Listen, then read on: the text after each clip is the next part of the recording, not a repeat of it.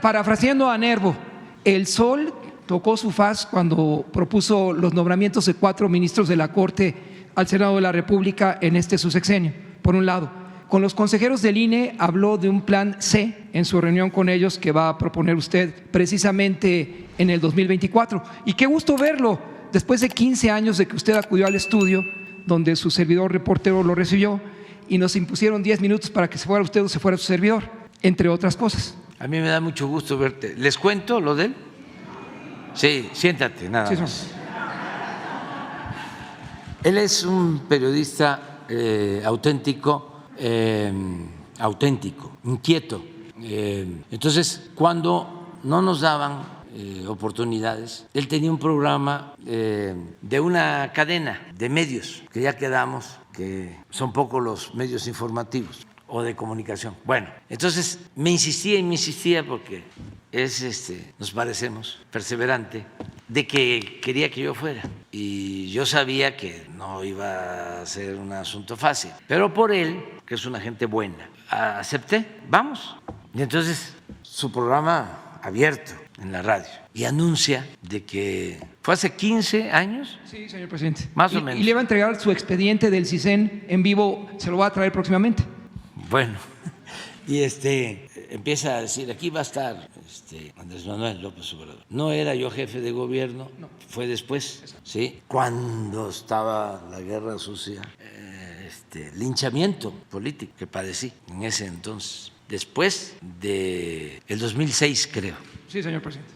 Y aquí va a estar Andrés Manuel López Obrador, los que quieran preguntar, el teléfono abierto, todo lo que le quieran decir, todo lo que le quieran preguntar y todo. Y comenzamos y porque no pidió permiso, pues se fue sin línea y me empieza a preguntar y le empiezo a contestar y entonces entra una llamada, ¿no? Pero a la radio y entonces le pasan un papel o algo así que se fuese a, ¿cómo le llaman? A comerciales, ¿sí? Anticipados. Y estábamos hablando. Bueno, pues ahora regresamos, ¿no? Ya vamos a regresar con la entrevista, vamos a comerciales, dijo él. Y entonces, pues yo lo vi, ¿no? Preocupado, y me dice, ¿sabe qué? Es que me hablaron que yo corte la entrevista. ¿Y qué hago? No, olvídate, no, vamos a cortarla, porque si no, te van a correr. Y no tiene caso si tú estás actuando de buena fe. Y ya no regresamos, ¿te acuerdas? La gente se quedó esperando, pero no te corrieron, ¿no? Tardaste otro tiempo. Bueno, pero así era. Entonces, mi reconocimiento a ti. Una vez también en Guanajuato, que hay estados en donde el control, bueno, sigue siendo total en los medios. Los controles de los gobiernos estatales, porque reparten mucho maíz con gorgojo y un periodista, también un conductor de radio, no sé si de Irapuato, de Celaya, de algún lugar, de León, y que quiere una entrevista conmigo. Dice, le voy a demostrar de que no es cierto que exista un cerco informativo. Yo le voy a entrevistar. Bueno, pues entrevístame, vamos. Y ya fuimos. Y como pues no me veía con buenos ojos, preguntas pues muy directas y fuertes, hasta majaderas. Y yo le contestaba y le contestaba. En aquellos tiempos, cualquier espacio para nosotros era como la lluvia en épocas de sequía, ya era aceptado. Cualquier espacio. Ya les platicaba yo de los espacios que nos daba el licenciado Zabludovsky, que en paz descanse, cómo era, cómo nos abría los espacios. Bueno, el caso es que me hace la entrevista y a la semana se comunica en ese entonces con César Yáñez para decirle de que lo habían corrido por hacerme la entrevista. Entonces le mandamos a ofrecer disculpas, ¿no?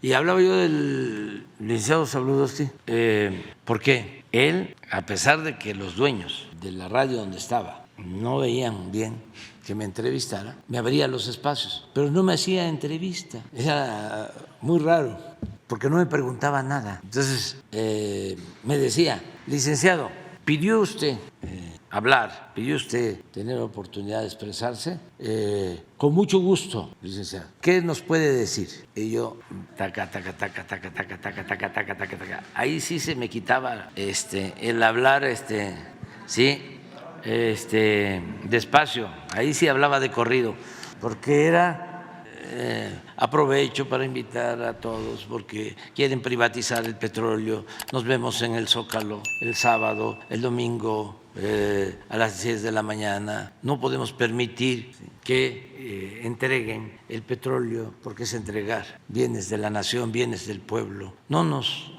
quedemos con los brazos cruzados, participa, ¿sí? Vamos todos a la defensa del petróleo y así, cosas por eso. Y me dejaba, no me interrumpía y al final, pues eso es todo, licenciado. No quiere más tiempo, expresarse más. No, licenciado, muchas gracias, y ya. Pero me abría el espacio, ¿no? Otros no, había quienes me daban porque se las daban de plurales, pero una vez cada 6 meses. Una vez cada 6 meses en radio. Ya, entonces, este hombre por eso está aquí. Señor presidente, parafarseando a Nervo, si el sol tocó su faz, ¿cumplieron su expectativa los 4 ministros de la Corte que usted propuso al Senado de la República y que actualmente se desempeñan como tales? Por ejemplo, Margarita Ríos Farjat. No, les voy a contar, ya se los he platicado, para que vean cómo es la política, pero no hay que decepcionarse. Lo único que hay que tener muy presente es que la lealtad debe ser siempre al pueblo y al proyecto de transformación y a las causas justas. La lealtad entre hombres, mujeres, muchas veces es servilismo, abyección. Son amigos o leales de mentira en política, cuando no hay principios, y enemigos de verdad. Cuando tenía yo que resolver sobre la situación del Poder Judicial, aunque es un poder independiente, me preocupaba desde antes, ¿no? Porque, para no extendernos tanto, ya lo he dicho, ese poder fue la moneda de cambio, o una de tantas monedas de cambio que le entregó el PRI o los gobiernos del PRI al PAN para que se terminaran de convertir en PRIAN. Les entregaron el Poder Judicial completo, jueces, magistrados, ministros. Bueno, llegaron a tener, ya lo he dicho aquí, a un procurador del PAN. Zedillo puso a José Antonio Lozano Gracia de procurador, que era del PAN. Y así, entonces yo pues conozco eso. Hay desde luego honrosas excepciones, pero son muchos abogados, mujeres y hombres, sin convicciones, sin principios, más buscando la justificación siempre en normas legales y dándole la espalda a la justicia. Entonces, había en ese entonces uno de los 11 ministros que simpatizaba, y en la campaña, claro, no abiertamente, sino que me mandó a decir de que él simpatizaba con nosotros y que hacía falta una transformación en México y que yo contara, ¿no?, con él si ganábamos. Entonces hice las cuentas y me tocaba en el periodo proponer a 4, porque terminaban, no, a 3, pero renunció Medina Mora. Entonces, el caso es que eran 3 más 1, 4, para 11, pues con 6 se podía iniciar un proceso de renovación al interior del Poder Judicial que lo requiere, urge una depuración en el Poder Judicial, una purificación del Poder Judicial. El caso es que de una u otra manera fueron 5 los que tenían relación conmigo, y también propusimos creo que 3 para la consejería, para la judicatura. Bernardo Batis, entre ellos. Sí, la judicatura, ¿no? Porque la judicatura es como la Contraloría o la Fiscalía. Órgano regulador. Sí, al interior del Poder Judicial, para que ningún poder, ni el legislativo ni el ejecutivo, puedan meterse en asuntos que solo competen al Poder Judicial. Pero para eso está la judicatura. Resulta, hablando de la judicatura, que no ha servido para nada, porque no hay ningún juez, ningún magistrado, ningún ministro enjuiciado. Es que la ministra de la Corte, la presidenta, es también la ministra del Consejo de la Judicatura. Sí, pero de todas maneras, ¿sí?, el resto han guardado silencio. Ninguno ha tomado una iniciativa para decir: esto está mal, ¿Cómo vamos a permitir que una jueza ordene la liberación de un presunto homicida y le dé al encargado del reclusorio 1 hora para liberarlo? ¿O cómo vamos a permitir que haya resoluciones para liberar así presuntos delincuentes de bandas organizadas que han cometido homicidios el viernes en la noche, el sábado en la mañana, y esos jueces no son investigados? ¿Y qué hace la judicatura? Eso por un lado. Pero les voy a decir, siempre planteé de que cada quien es responsable, y además lo he hecho siempre así, de sus actos, y no me gusta. Ayer se los dije a los del INE, yo no les voy a estar diciendo qué van a hacer. Ustedes son independientes, son autónomos, nada más que actúen de manera democrática y no se conviertan en empleados de oligarcas como era antes el INE, al servicio de Claudio X González y de toda esa minoría corrupta y rapaz. Actúen con independencia. Bueno, todas las iniciativas nuestras de reforma a la ley rechazadas en el Congreso, todas las reformas constitucionales, se forma un bloque conservador y rechazan todo. Por eso planteé que hacia adelante es importante pensar en votar por el candidato a la presidencia, pero también votar porque ese candidato tenga mayoría o su proyecto tenga mayoría calificada en el Congreso, porque hacen falta modificaciones, porque durante más de 30 años se dedicaron a reformar la Constitución para favorecer a una minoría y perjudicar al pueblo de México.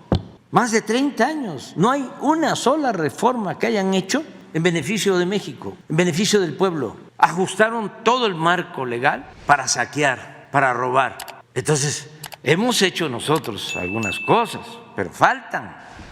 Hacia adelante, los ciudadanos tienen que pensar en eso, tienen que pensar en que hacen falta algunas reformas, entre otras, el que sea el pueblo el que elija a jueces, a magistrados y a ministros, como era en la época de la República Restaurada, con Juárez y con Lerdo, como lo establecía la Constitución de 1857, la Constitución de la Reforma. Entonces, ¿qué pasó últimamente? Los conservadores corruptos, Claudio Gómez Mon y este otro exministro Cosío y otros, ¿no? Además hasta financiados por el gobierno de Estados Unidos, que aprovecho la Agencia Internacional, subrayarlo, sí, empiezan a poner obstáculos y amparos a todo, a la obra del aeropuerto, al Tren Maya. Esto de la señora Xóchitl Gálvez, el amparo es asesoría de ese grupo.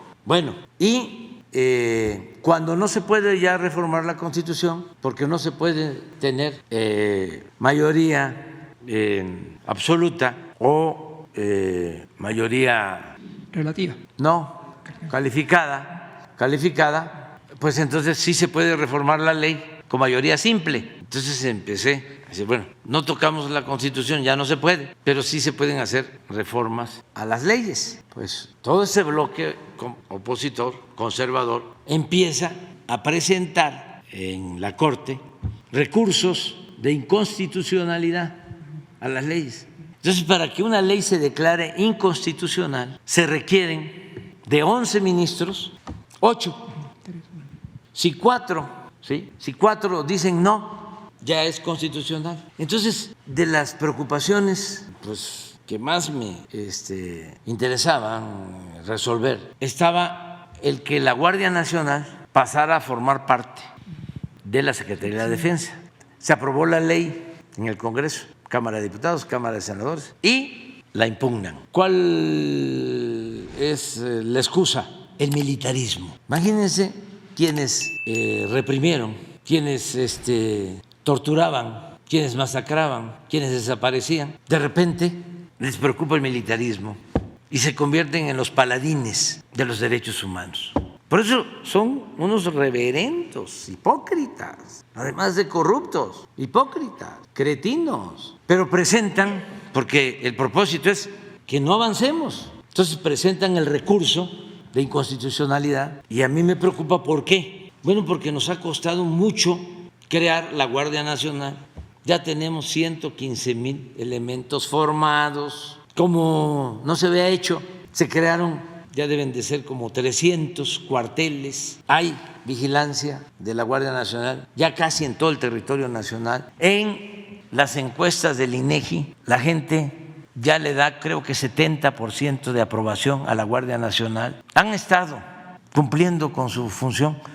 ¿Qué había antes? La Policía Federal echada a perder con 40,000 elementos, la mitad administrativos, operativos 20,000 para todo el país. No construyeron cuarteles, nada. Y una indisciplina completa, corrupción. Bueno, de ahí salió García Luna. Entonces mi preocupación es de que termino, me voy a ir, pero no quiero que la Guardia Nacional quede en la Secretaría de Seguridad Pública ni en Gobernación, como estaba. Imagínense, a los 3 años, 6 años, se echa a perder. Así está la Guardia Nacional, 76.7 de aprobación. Entonces, por esto, no vaya a llegar un joven ambicioso, sin principios, como no los voy a mencionar. Bueno, pero García Luna así empezó, un ingeniero en computación o no sé qué, y empiezan a escalar sin idea tampoco de lo que es la seguridad, todo manejado con las cámaras, ¿no? Por eso, ¿ya fueron al búnker que tenía? No. Es impresionante, o sea, y ahí es donde llevaba a todos los periodistas, salían de ahí, o sea, como si las cámaras, ¿no?, fuesen garantía de seguridad. Bueno, espérame porque es interesante el tema. Entonces, para que no cayera en manos hacia adelante de una gente así, por eso lo estoy planteando, y se echara a perder, porque es la seguridad del pueblo, la seguridad de los mexicanos, es la paz, la tranquilidad. Entonces, meten el recurso para declarar inconstitucional. Yo dije, ahora sí me voy a meter, porque esto es importantísimo. Y hablo con los 4 que de una u otra manera yo propuse y con el que ya estaba, para garantizar los 4 votos. Pues si hablo con 5, uno por uno, no saben lo que me costó. Porque ya venían actuando mal, ya habían demostrado ser chuecos, pero esto vale que hable yo con ellos para explicarles la importancia que tiene. Y hablé con los 5, pues con 2 no pude. No, pues ya se los dejo de tarea. Ustedes ya quieren toda. O sea, no pude. O sea, no me dijeron que no ahí. Sí, cómo no. Así, de manera muy hipócrita. Pero eran 4 los que se necesitaban. Nos quedamos con 3. Y se pierde el propósito de que la Guardia dependiera de la Secretaría de la Defensa. Entonces, cuando se dieron cuenta, ya querían que entrara en vigor en un año. No, querían negociación. Todavía la presidenta, la señora Piña, le dijo a Rosa Isela, oye, ¿cómo vas a estar tú en contra si a ti te va a tocar manejar la Guardia Nacional, si tú sales ganando? Fíjense, Rosa Isela le contestó, no, si es que no es un asunto mío, es un asunto que tiene que ver con el buen funcionamiento de la seguridad. Pero la señora tentándola, ¿por qué estás tú preocupada si tú vas a manejar la Guardia Nacional? Eso después. Y luego, no, vamos a buscar la forma para que el cambio se dé, ¿no?, dentro de un año o 2 años, hasta que termine el gobierno. No queremos componendas, no queremos ese tipo de acuerdos. Pero entonces, ¿por qué? Pregunto esto, porque lo más importante son los principios, son los ideales, la lealtad al pueblo, eso es lo más importante. No hay que escandalizarse, pero hay quienes se suben a un ladrillo y se marean. El poder atonta a los inteligentes y a los tontos los vuelve locos si no se tienen ideales. La única forma de que alguien se mantenga con honestidad, que haga de su vida una línea recta, es el que se alimente de ideales, de principios. Y aún así, siempre va a estar la tentación del poder por el poder. Siempre va a estar la tentación del poder por el poder. Hay un caso, por ejemplo, hay muchos casos, pero esa es la realidad. ¿Quiénes no traicionan ¿Quién no traiciona? El pueblo. El pueblo no traiciona. ¿Ustedes creen que nosotros íbamos a poder llevar a cabo una transformación con el apoyo de los potentados, con el apoyo de los dueños de los medios de manipulación, con el apoyo de los intelectuales orgánicos? No, no. ¿Con quién estamos llevando a cabo la transformación? Con la mayoría de la gente, los pobres, integrantes de clase media, conscientes, humanos, no intoxicados por lo material, no aspiracionistas, no clasistas, no racistas, ladinos. Hay mucha gente de clase media que está respaldando el movimiento nuestro, incluso hasta les podría decir hasta de arriba, poquitos, porque son inteligentes y son humanos, muy fraternos. Pero hay otros que pues es muy difícil, aunque hasta las piedras cambian de modo de parecer, es mejor no querer convencerlos porque se desgasta uno. Hay muchos amigos, ¿no?, que dicen, qué barbaridad. Fui a una fiesta familiar, estuve en una reunión, en una comida, y es increíble lo que dicen, el nivel de desinformación, la forma como los han manipulado. Entonces, por eso, no, primo hermano, ahí la llevas. Oiga, pero es que yo quiero que usted me convenza. No, hombre, ¿cómo te voy a convencer a ti? Sigue tu camino, vas bien. Sigue escuchando a Ciro, a Loret de Mola, sigue leyendo el Reforma, y adelante. Y sí, seguir haciendo labor de concientización con la gente humilde, con los jóvenes, eso sí, de todas las clases sociales, porque esos tienen pues una mente en blanco, no están prejuzgados. Y siempre recuerdo de que el apóstol de la democracia, Madero, era hijo de hacendados, él mismo era hacendado. Simón Bolívar, hacendado, el libertador, y muchos. ¿Y saben por qué cambiaron? Entre otras cosas, aparte del humanismo, por la educación, porque Bolívar se formó, se educó en Europa, Madero se formó, se estudió en Europa y en California, en la Universidad de Berkeley. Entonces, eso ayuda mucho. Además, antes las universidades no estaban como ahora, ¿no?, como la prensa también, que era como una escuela, formaba mejor. Ahora toda la prensa está tomada por grupos de intereses creados.